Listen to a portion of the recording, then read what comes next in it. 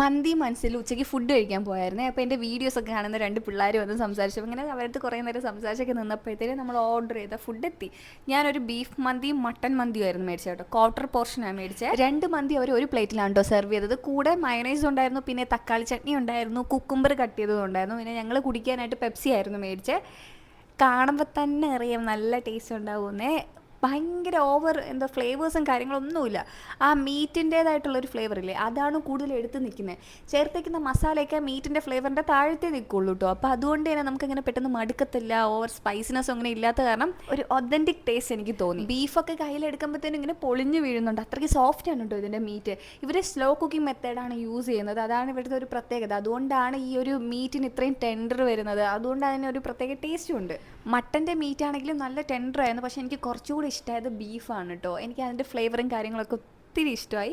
പ്രത്യേകിച്ച് ആ മയോണൈസും ഇവിടെ ആ തക്കാളി ചട്നിയൊക്കെ കൂടെ കഴിക്കാനായിട്ട് രസമായിരുന്നു കേട്ടോ. ബീഫ് മന്തിയിൽ നെല്ലി ഉണ്ടായിരുന്നു കേട്ടോ. അപ്പോൾ 2 പീസാണ് ഉണ്ടായിരുന്നത്. അപ്പോൾ അതിലൊരെണ്ണം ഞാൻ ട്രൈ ചെയ്ത് നോക്കി. ഞാൻ ആദ്യമായിട്ടാണ് ഈ ബീഫ് നെല്ലി കഴിക്കുന്നത്.